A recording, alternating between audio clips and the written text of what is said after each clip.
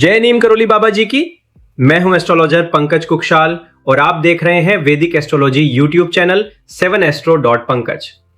क्या आपको मालूम है कि इस बार का चंद्र ग्रहण जो कि 3 मार्च को है आपकी जिंदगी पर क्या असर डालने वाला है? क्या आप जानते हैं कि कितने दिनों तक इसका प्रभाव आप पर रहेगा? कौन से ग्रह पर इस चंद्र ग्रहण का सबसे ज्यादा असर पड़ेगा? और सबसे बड़ा सवाल, किन राशियों के लिए यह ग्रहण ज्यादा नकारात्मक साबित हो सकता है? या फिर क्या चंद्र ग्रहण के कुछ अच्छे प्रभाव भी देखने को मिल सकते हैं? अगर आप भी इन सभी सवालों के जवाब जानना चाहते हैं तो इस वीडियो को अंत तक जरूर देखिए, क्योंकि आज हम लेकर आए हैं चंद्र ग्रहण राशिफल जो आपकी सोच से कहीं ज्यादा गहरा असर डाल सकता है। इस वीडियो के अंत में हम बताएंगे वे 5 प्रभावशाली उपाय जिनसे आप चंद्र ग्रहण के नकारात्मक प्रभाव को काफी हद तक कम कर सकते हैं और सकारात्मक ऊर्जा को अपने पक्ष में मोड़ सकते हैं। क्या है वो 5 उपाय? कौन सा उपाय आपके लिए सबसे अधिक असरदार रहेगा? यह जानने के लिए वीडियो को अंत तक जरूर देखें, क्योंकि सही उपाय सही समय पर आपकी किस्मत की दिशा बदल सकता है। 3 मार्च मंगलवार का दिन और इसी दिन लग रहा है एक अत्यंत महत्वपूर्ण चंद्र ग्रहण। ग्रहण दोपहर 2:16 बजे शुरू होगा और शाम 7:52 बजे समाप्त होगा। सूतक काल सुबह 9:38 बजे से प्रारंभ होकर शाम 6:46 बजे तक रहेगा। बच्चों, वृद्धों और अस्वस्थ लोगों के लिए सूतक दोपहर 3:27 बजे से प्रभावी माना जाएगा।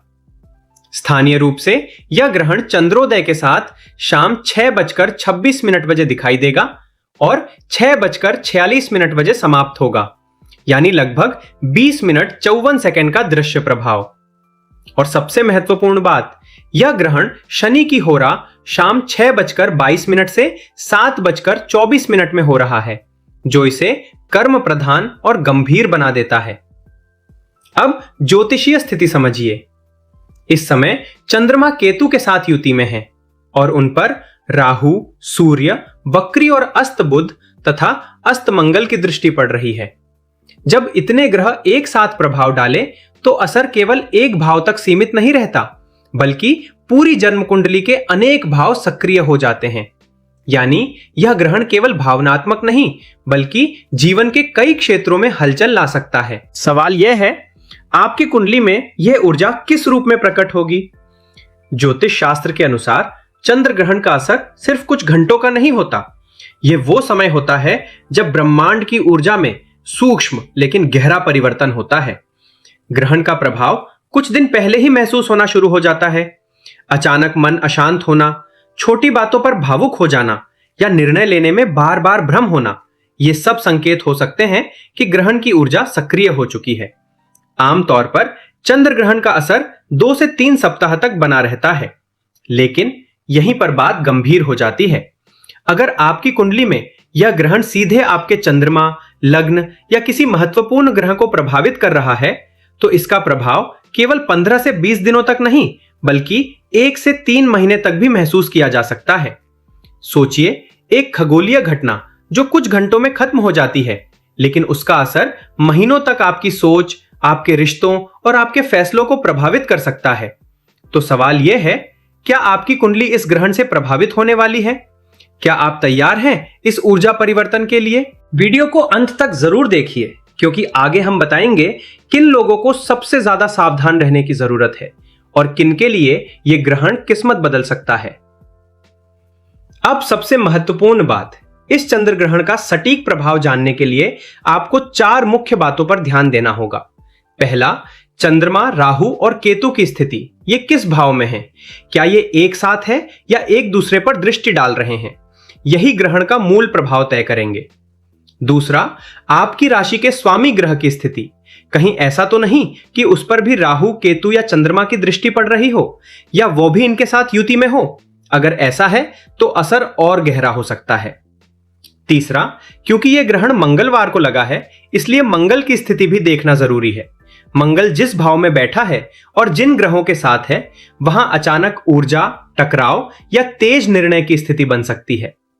चौथा, ये चंद्र ग्रहण शनि भगवान की होरा में घटित हो रहा है, इसलिए शनि की स्थिति इस समय अत्यंत महत्वपूर्ण हो जाती है। आपकी कुंडली में शनि जिस भाव में विराजमान है, जिस राशि में बैठे हैं और जिन ग्रहों के साथ युति बना रहे हैं, वही जीवन क्षेत्र इस ग्रहण के दौरान सबसे अधिक सक्रिय होगा। शनि कर्म, न्याय और परिणाम के ग्रह माने जाते हैं, इसलिए जहां शनि बैठे हैं वहां परीक्षा, देरी, जिम्मेदारियों का बढ़ना या पुराने कर्मों का फल सामने आ सकता है। अगर शनि शुभ स्थिति में है तो मेहनत का फल भी मिल सकता है, लेकिन यदि शनि पीड़ित है तो वही स्थान जीवन में चुनौती का कारण बन सकता है।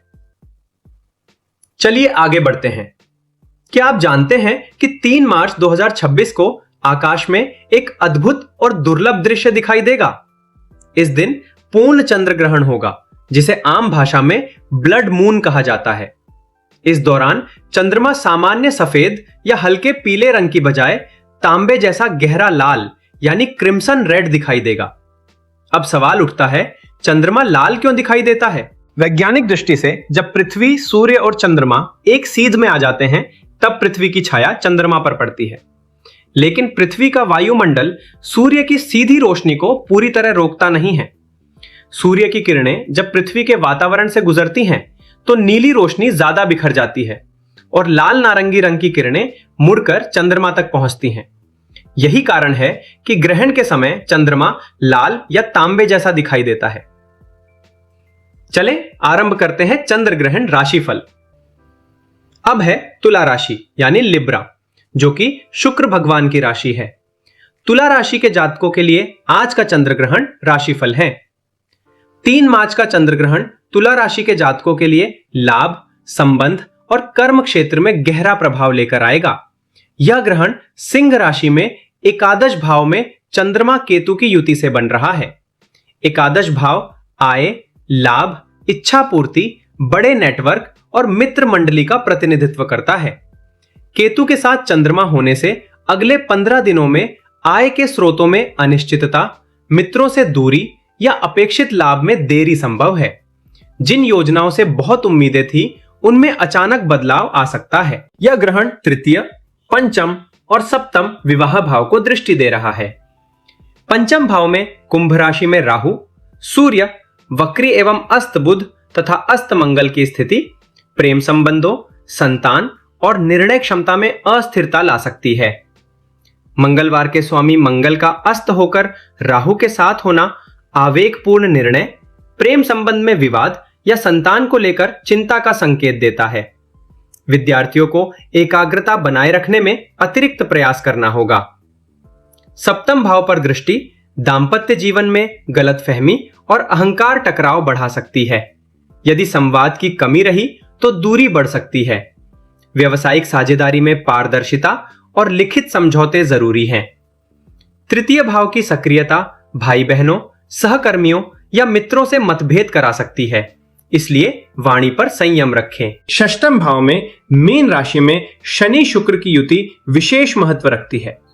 चंद्र ग्रहण शनि की होरा में होने से रोग, ऋण और शत्रु भाव सक्रिय रहेगा।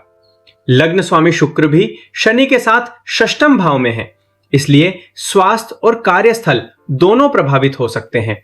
पेट, शुगर, हार्मोनल असंतुलन, त्वचा या तनाव संबंधी समस्याओं पर विशेष ध्यान दें।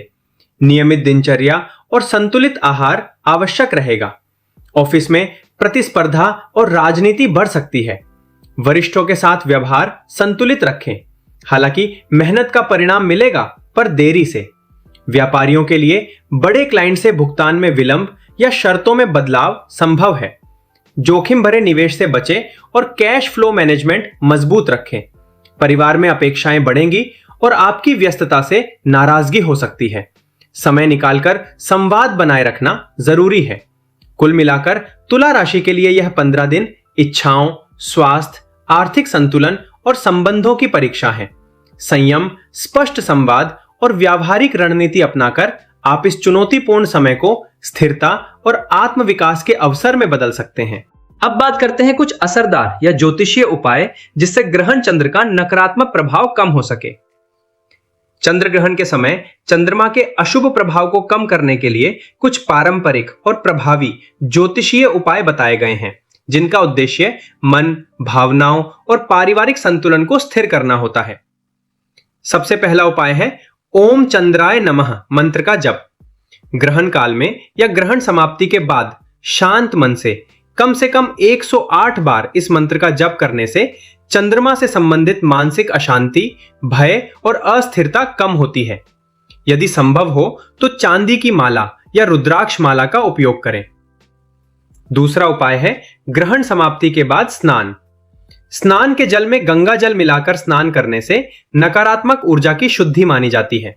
इसके साथ ही घर में भी गंगा जल का छिड़काव करना वातावरण को सकारात्मक बनाता है। तीसरा उपाय दान से संबंधित है। चंद्रमा का संबंध सफेद वस्तुओं से होता है, इसलिए चावल, चीनी, दूध, दही या सफेद वस्त्र का दान जरूरतमंद व्यक्ति को करें।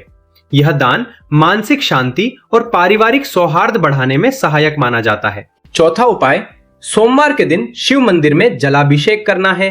भगवान शिव को चंद्रमा का अधिपति माना जाता है। शिवलिंग पर जल या कच्चा दूध अर्पित कर चंद्र शांति की प्रार्थना करें। पांचवा उपाय है रात के समय चंद्रमा को कच्चा दूध मिलाकर अर्घ्य देना और सकारात्मक संकल्प लेना।